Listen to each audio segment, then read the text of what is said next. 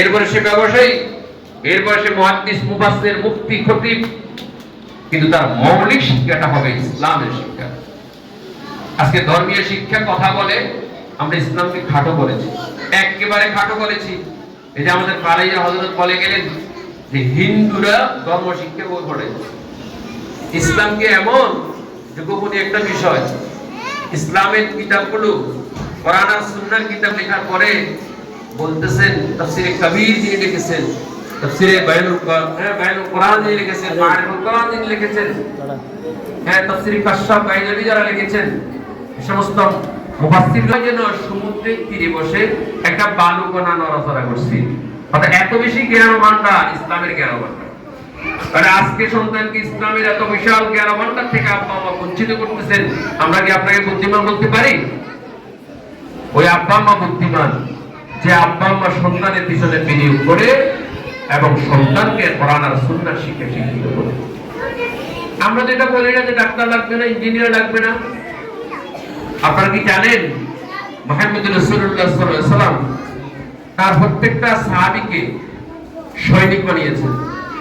তাহলে আজকে আমাদের সৈনিকেরা আলেম নয়। মুহাম্মদ রাসূলুল্লাহ সাল্লাল্লাহু আলাইহি ওয়াসাল্লাম প্রত্যেকটা সাহাবীকে সৈনিক বানিয়েছেন, আজকে আমাদের পুলিশেরা আলেম নন। মুহাম্মদ রাসূলুল্লাহ সাল্লাল্লাহু আলাইহি ওয়াসাল্লাম তার প্রত্যেকটা উম্মতকে আলেম আলেমা বানিয়েছেন।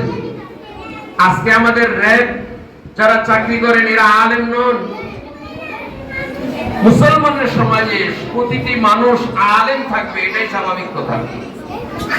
হয় আলেমে সুগরা হবে না আলেমে কুবরা হবে। আলেমে সুগরা ক্লাস 5 পর্যন্ত বা 5 পর্যন্ত, দাখিল পর্যন্ত, মেট্রিক পর্যন্ত। উপরের দিকে কিতাবের বিভিন্ন তাত্ত্বিক বিষয়গুলো আপনি ইচ্ছে করেন একজনকে আলেম বানাবেন, তাহলে উপর থেকে তাকে সেদিকে দেন। কিন্তু শাখা প্রশাখা কত পাবে? আমরা বলবো দাখিল, মেট্রিক বা পঞ্চম, আপনি উর্দু বলেন, বাংলা বলেন, ইংরেজি বলেন, না পার্সিতে বলেন, এই সীমানা পর্যন্ত সন্তানকে আলেম সুগরা বানাইতে হবে। আজকে আপনি দেখবেন ক্লাস 5 পর্যন্ত আমাদের বাচ্চাগুলো মসজিদে যায়। ক্লাস 5 এর উপরে এই কিশোর জেনারেশনকে আমরা জুমার দিনে মসজিদে পাই যাই। কি বলেন, কথা ঠিক আছে না নাই? কেন? শিক্ষাই জাতির মেরুদণ্ড, আজকে শিশু আগামী দিনের ভবিষ্যৎ। আমরা তাদেরকে সুশিক্ষায় শিক্ষিত করতে পারি নাই। মুহাম্মদ রাসূলুল্লাহ সাল্লাল্লাহু আলাইহি ওয়াসাল্লাম যে মহাজ্ঞানী এবং তিনি যে সত্যবাদী, তাকে তার সাথে পরিচিত করে করতে পারি নাই। এই জন্য প্রিয় মা বোনদেরকে বলবো, আসলে ইসলাম শুধু একটা ধর্ম নয়। ধর্ম ব্যাখ্যা করাটাও আমি এক ধরনের ভুল মনে করি, যদিও দিন শব্দের একটা অর্থ ধর্ম। আজকে ধর্ম বলার কারণে ডাক্তারদের কাছে ইসলামটা একেবারে সংকীর্ণ হয়ে গেছে। আজকে ধর্ম বলার কারণে সচিবদের কাছে ইসলামটা একেবারে সংকীর্ণ হয়ে গেছে। আজকে ধর্ম বলার কারণে বড় মানের ব্যবসায়ীর কাছে ইসলামটা সংক্ষিপ্ত হয়ে গেছে। আজকে ধর্ম বলার কারণে বাংলাদেশের কোন প্রেসিডেন্টের সন্তান আলেম হয়েছে আজ পর্যন্ত আমরা জানতে পারি নাই। আজকে ধর্ম বলার কারণে বাংলাদেশের কোন মন্ত্রীর ছেলে একজন আলেম হয়েছে আজ পর্যন্ত আমরা জানতে পারি নাই। কেন? মুহাম্মদ রাসূলুল্লাহ সাল্লাল্লাহু আলাইহি ওয়াসাল্লাম অমুসলিম মানুষগুলোকে ইসলামের সুশীতল ছায়াতলে এনে কোরআন আর সুন্নাহ শিখাইছেন। সেই কোরআন সুন্নাহ শিখায় সিদ্দিক আকবর প্রেসিডেন্ট হয়েছেন। সেই কোরআন সুন্নাহ শিখে ওমর ইবনে খাত্তাব প্রেসিডেন্ট হয়েছেন। সেই কোরআন সুন্নাহ শিখে হযরত আলী রাদিয়াল্লাহু প্রেসিডেন্ট হয়েছেন। হযরত ওসমান রাদিয়াল্লাহু প্রেসিডেন্ট হয়েছেন। আজকে কি সেই কোরআন হাদিস নাই আমাদের কাছে? প্রিয় মা বোনেরা, এজন্য বলবো, আপনারা তো বলতে পারেন যে এটা তো আমরা মুসলমান, কিছু ধর্মকর্ম শেখানো দরকার, এই জন্য নুরানি মাদ্রাসায় ক্লাস 5 পর্যন্ত দিয়েছি। ভালো, আপনাদেরকে ধন্যবাদ জানাই। কিন্তু বিষয়টা হলো একজন আলেম হওয়ার পরে উনি কি রাষ্ট্রীয় দায়িত্ব পালন করতে পারবে না? কথা বলেন না। উনি কি ব্যবসা বাণিজ্য করতে পারবেন না? উনি কি দার্শনিক হতে পারবেন না? উনি সাহিত্যিক হতে পারবেন না? উনি বিজ্ঞানী হতে পারবেন না? সময় অল্প, আমি আপনাকে 2 ঘন্টা পর্যন্ত শুধু বাংলাদেশের ঐতিহ্যবাহী বড় বড় আলোচক এবং বড় বড় দামি মানুষদের আমি একবারে সিরিয়াল বাই সিরিয়াল আপনাদের জন্য উপস্থাপন করতে পারবো। সুতরাং আমরা আমাদের সন্তানদেরকে আগামী দিনে ইসলামের দ্বারা মহৎ বানাবো, ওরা সব দিকে কাজ করতে পারবে। এই জন্য আমি বলবো সন্তানদেরকে আপনারা অবশ্যই অবশ্যই মাদ্রাসায় পড়াবেন। এখানে কি বাংলা নাই? কথা বলেন না। ইংরেজি নাই? আছে না? অঙ্ক নাই? আছে। পাশাপাশি তিলাওয়াত কোরআন, তাসবিহ কোরআন, কোরআন কারীম আর হাদিস রাসূল পড়ার মতো তারা সুবিশাল যোগ্যতা পেয়েছে। প্রিয় মামুনেরা ভাইরা, এরপরে বলবো ইসলামকে আজকে আমরাই চাপা দিয়ে রেখেছি। ইসলামকে আজকে আমরাই অপদস্থ করেছি। ইসলামকে আমরাই আজকে ছোট করে রেখেছি। ইসলামের কাজ করার জন্য হাত পাতে আমরাই ব্যর্থ করেছি। অথচ দেখেন রবীন্দ্রনাথের শিক্ষালয় বিদ্যালয়গুলো আমাদের সময় শ্রম মেধা এবং অর্থের বিনিময়ে এত বিশাল বিল্ডিং হচ্ছে। এটার সামনে যে সুন্দর ফুলের বাগান, টাকা পয়সাগুলো তো আমাদের পকেটে। আমরা কেন আমাদের সন্তানের পিছনে বিনিয়োগ করবো না? আমি বলবো একজন রিক্সাওয়ালা ভাই, উনি ইচ্ছে করেন তার সন্তান এর পিছনে বিনিয়োগ করার জন্য, সন্তানকে মানুষ বানানোর জন্য।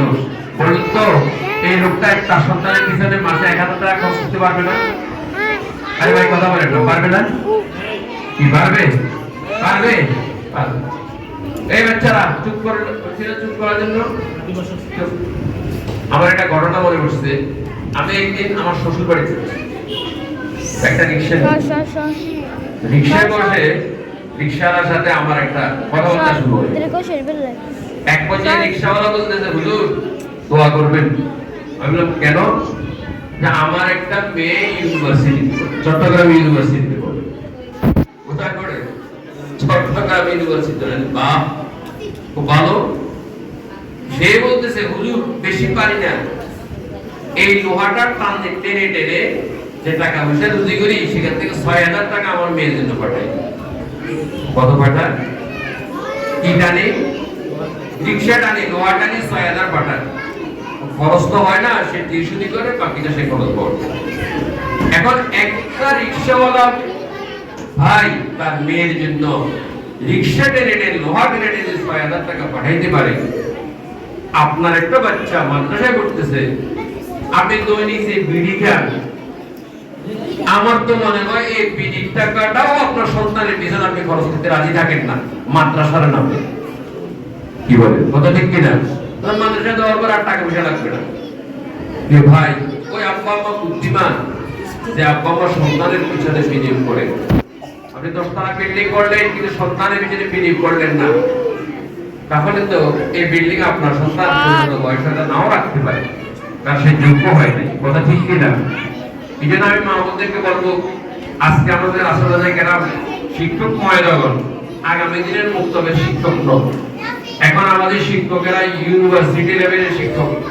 আপনারা দেখেছেন আলহামদুলিল্লাহ, আমি এখানে আসার পরে এটা আমার ভাইজান আমার পিছনে বসে আছে, এই যে মাওলানা, হ্যাঁ আমার খুব খুশি লেগেছে। এটা আমাদের আগামী দিনের সম্পদ। কোরআন ও সুন্নাহর যে আলোচনাগুলো উপস্থাপন করেছেন, আগামী দিনে আমাদের সম্পদ। এভাবে আজকে বিজ্ঞ বিচক্ষণ হযরত উলামায়ে কেরাম আমাদের তৈরি হচ্ছে। শুধু আগামী দিনের মুক্তবে হুজুর আমরা মনে করিয়েন না, এই ওস্তাদ আসাদায়ে কেরামকে যথেষ্ট পরিমাণে সম্মান, শ্রমিক এবং তাদের মৌলিক বিষয়গুলো আমাদের সন্তানদের পিছনে যে তারা মেহনত করতেছে, আমাদেরকে এটা ফলো করতে হবে। এই জন্য আমি প্রায় জায়গায় পরামর্শ দিই, একটা মাদ্রাসা চালানোর জন্য একজন শিক্ষকের পক্ষে 25 জন ছাত্র কন্ট্রোল করা সম্ভব। কতজন ভাই? কথা বলেন না? 25 জন মাত্র ছাত্র। 25 এর বেশি একটা শিক্ষক 35 মিনিটের ভিতরে এই ছাত্রগুলো এত ছাত্র কন্ট্রোল করতে পারবে না। কারণ এখানে গভীর ছাত্র আছে, জেহেন ছাত্র আছে, মধ্যম শ্রেণীর ছাত্র আছে, 3 পর্যায়ের ছাত্র তাকে কন্ট্রোল করতে হয়। এই জন্য ছাত্র 25 জন মানে না, যথেষ্ট। এই 25 জন ছাত্র আপনি আব্বা মা ডে কেয়ার ফুল টাইম যেটাই বলেন, এটা পরিচালনা করতে গিয়ে যদি বেশি 1000 টাকা করে যদি দেন, 25 জন থেকে কত আসছে? অঙ্ক করেন না, কত আসছে? তো 25000 টাকা একজন শিক্ষিত, প্রচুরমানে শিক্ষিত। আজকে আমাদের সন্তানেরা একদিকে হাফেজ, ওই হাফেজটাই বড় আলেম, আবার ওই হাফেজটাই মুফতি, ওই হাফেজটাই মুফাসসির, আবার ওই হাফেজটাই ইউনিভার্সিটি লেভেল থেকে পাস করে এসেছে। এরকম যোগ্য আমাদের শিক্ষক মণ্ডলী আছে না? কথা বলেন না? তার বেতন কি 5,000 টাকা দিলে হয়? কথা বলে হয়? কতগুলা বই পড়ছে, কতগুলা বই পড়ছে আপনার সন্তানকে যোগ্য করার জন্য। তো তাকে যদি আমরা 15,000 টাকা বেতন দিই, তাহলে যদি মাদ্রাসার ফান্ডে আরো 10,000 টাকা থাকে, 5টা ক্লাস থেকে 10,000 করে একটু কত 50,000 টাকা মাদ্রাসার উন্নয়নের জন্য, মাদ্রাসার কাজ করার জন্য, গরিব পোলা মাইনেরে পড়ানোর জন্য জাকাতের নেওয়ার বদল লাগবে না। কথা বলেন না? একটা সেমিনার করার জন্য আমগো কাছে 4,000 টাকা লাগবে না। তাহলে সম্পদ তো আমার মাদ্রাসার ভিতরে। শুধু একজন ভাই এবং বোনের সুন্দর মানসিকতা তার সন্তানটাকে মানুষ করার জন্য যথেষ্ট। তখন মাদ্রাসা পরিচালক সঠিক সিদ্ধান্ত নেবে। এবং কি কোন শিক্ষকের যোগ্যতার ভিতরে সমস্যা থাকলে আজকে টিচার ট্রেনিং পর্যায়ে আজকে বহু প্রশিক্ষণালয় আমাদের আসাদার পরিচালনা করতেছে। সেখান থেকে আমাদের ট্রেনিং দেওয়ার জন্য আমাদের গুরুজনকে নিয়ে আসা হবে। ও শিক্ষকের ভিতরে যোগ্যতা কম থাকলে ট্রেনিং দিয়ে আমরা তাকে আরো যোগ্য করে তুলবো। কিন্তু আপনি যদি ওই কি তেল না দেন, আপনি যদি সম্পদ ব্যবহার না করেন, তাহলে উনি কি ওনার উনি কিভাবে কোথা থেকে টাকা পয়সা নিয়ে আসে? আরেকটি কথা হলো যে ইসলামের উপরে যারা চলে এদেরকে সবাই গরিব দেখতে চায়। আচ্ছা, ইসলাম কি গরিব নি ভাই? এদেরকে গরিব দেখতে চায়। কোন আলেম ওলামা যদি পয়সাওয়ালা হয় তো সমাজ ভিন্ন স্টাইলে তাদের মন্তব্য করে। আমি বলবো ইসলামের প্রথম পরিবার আবু বকর সিদ্দিক রাদিয়াল্লাহু তাআলা আনহু প্রকাশ্যে 40,000 দিরহাম, অপ্রকাশ্যে 40,000 দিরহাম ইসলামের জন্য খরচ করছেন। উনি মনে গরিব মানুষ ছিলেন। তো কথা বলেন, বর্তমানে কত হাজার কোটি টাকা, বর্তমানে প্রায় 3,000 কোটি টাকা ইসলামের জন্য তিনি খরচ করছেন। হযরত আব্দুর রহমান আউফ রাদিয়াল্লাহু তাআলা তিনি আশারে মুবাশশারার একজন, তিনি এমবিবিএস সার্টিফিকেট পেয়েছেন। উনি ইন্তেকালের সময় 13.5 লক্ষ দিরহাম রেখে গেছেন। স্বর্ণের টুকরাগুলো কাড়ি কাড়ি আপনার ওয়াইফের মধ্যে বন্টন করছেন। তো আল্লাহ রাসূলের এই সাহাবী মনে গরিব আছেন, কি বলছি ইসলামের উপর চললে মনে গরিব হয়। মুহাম্মদ রাসূলুল্লাহ হালিমাতুস সাদিয়ার ঘরে গেলেন, ছোট বাচ্চা মানুষ। হালিমাতুস সাদিয়া কি গরিব হয়েছেন না ধনী হয়েছেন? কথা বলেন না? তো আল্লাহ রাসূল যেখানে গেছেন সেখানে মানুষ ধনী হয়েছে। আর আমরা সামাজিকভাবে মনে করি হুজুর হইলেই গরিব হয়। আসলে না, হুজুর হইলে সবচেয়ে বড় ধনী হয়। আপনার ধনী বানাইতে হবে হুজুরদেরকে। এই জন্য আমি বলবো 1,000 টাকা করে আপনারা অন্তত দিবেন, তাহলে ডে কেয়ার এমনভাবে পরিচালিত হবে আলহামদুলিল্লাহ আরো সুন্দর পরিসরে সুন্দর প্রশিক্ষণের মাধ্যমে আমাদের পরিচালকের সন্তানগুলোকে শিক্ষক মহিলা এবং মানুষ বানিয়ে দেবে। কারণ আজকের যে শিক্ষাটা, এই শিক্ষাটা তার জীবনের নেতৃত্ব হবে। কি ভাই কথা ঠিক কিনা? এই জন্য কথা অনেক সময় অনেক হয়ে যাচ্ছে। আমার প্রিয় মা বোনেরা যতটুকু খুশি হয়েছে আপনারা এসেছেন, এলাকার মা বোনেরা মাইকে আবার যতটুকু যাচ্ছে আপনারা অবশ্যই কথাগুলো শুনতেছেন। আপনারা সিদ্ধান্ত নেবেন ইসলামের নবী মুহাম্মদ রাসূলুল্লাহ সাল্লাল্লাহু আলাইহি ওয়াসাল্লাম যেখানে আপনাদের এত উচ্চাসনে সামাজিকভাবে রাষ্ট্রীয়ভাবে নিয়ে গেছেন, সেই প্রিয় রাসূলের কথা যদি না মানেন, সেই প্রিয় রাসূলের সিদ্ধান্ত যদি না মানেন, তাহলে আপনাকে আল্লাহর দরবারে জবাবদিহি করতে হবে। আল্লামা ইকবাল বলতেছেন, দিন কি সুরত গুমরাহি হ্যায় ফিরলোগো কি সামনে, দিন কি সুরত গুমরাহি হ্যায় ফিরলোগো কি সামনে, রোজ মাহশর क्या जवाब है मुस्तफा की सामने। আজকে যদি আপনার সন্তানকে সঠিক পর্যায়ে সঠিক পন্থায় যদি আজকে ইলমে দ্বীন পাশাপাশি দুনিয়ার পরিপূর্ণতার জন্য আপনি যদি চেষ্টা না করেন, কিয়ামতের ময়দানে আল্লাহর রাসূলের সামনে মুখ দেখানো আপনার পক্ষে সম্ভব হবে না। এটা তো আসতেছে সামনে। কি ভাই কথা ঠিক কি না? রব্বানা ইন্নাকা জামিউন নাস লিয়াউমিন লা রাইবা ফীহি। এমন একটা দিন আসতেছে আজকে আপনার বাচ্চা সহ আপনাকে আপনার সন্তানকে সবাইকে আল্লাহর দরবারে উঠতে হবে। সেদিন কি জবাব দিবেন? সুতরাং দুনিয়া এবং আখিরাত দুটোটাকে সামনে রেখে আজকে নুরানি মাদ্রাসাগুলো পরিচালিত হচ্ছে। আমি অনুরোধ করে যাব, একটা সন্তানকে ইসলাম শিক্ষা থেকে বঞ্চিত করবেন না, বরং স্কুলগুলোকে আমরা বলবো সেখানেও আপনারা ক্যাটাগরি ভিত্তিক মাদ্রাসার বিষয়গুলো চালু করেন। কারণ মুসলমানের সন্তানদেরকে কোন অধ্যাপক, কোন হেডমাস্টার মুসলমানের সন্তানদেরকে ইসলামী শিক্ষা থেকে বঞ্চিত রাখার অধিকার রাখে না। কত ঠিক কিনা? এই জন্য আমি বলবো মুক্তবে বাচ্চাকে পাঠাবেন না, শুধু প্রাইভেট টিউশনি পড়াইয়া কোরআন শরীফ শিক্ষা দেওয়ার ভিতরে কেন্দ্র রাখবেন না, এটা বিশাল বিষয়।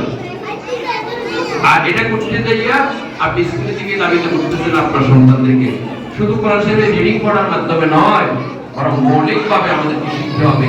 যেখানে আমি তেলাওয়াত করছি আর রহমান আল্লামাল কোরআন, আল্লাহ বলতেছেন আমি রহমান দয়ালু, কেন? তোমাদেরকে আমার কোরআন শিক্ষা দিয়েছি। সুবহানাল্লাহ।